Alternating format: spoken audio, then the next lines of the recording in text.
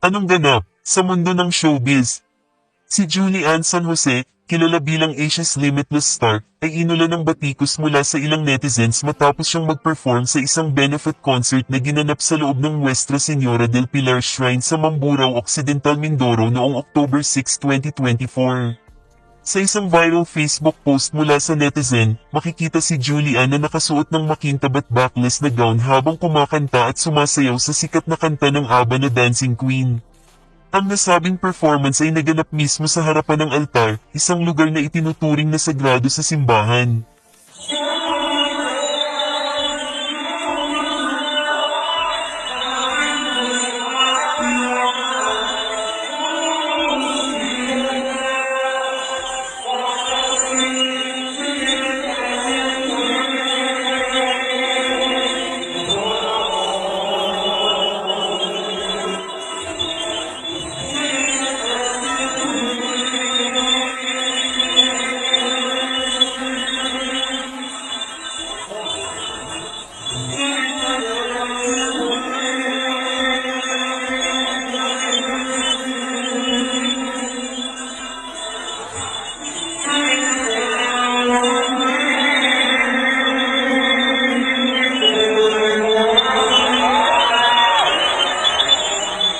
Dahil dito, marami ang nagtatanong kung bakit pinayagan ng parokya ang artistang magsuot ng revealing na damit at magtanghal ng kanta na hindi umano naaayon sa solemnidad ng simbahan.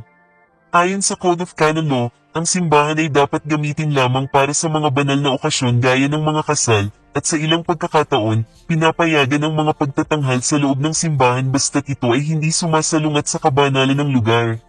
Kasama rin sa event si Jessica Villarubin, isa ring sparkle artist na nag-perform para sa benefit concert.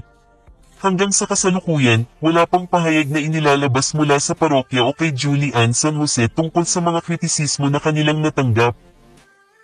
Matapos ang kontrobersya, naglabas ng pahayag si Julie Ann kung saan humingi siya ng paumanhin sa mga nasaktan sa insidente. "I am offering my apologies. Even though my only intentions were to share joy and to give support to the church through the benefit concert, many have felt offended about the incident I was in and with my performance which caused distress.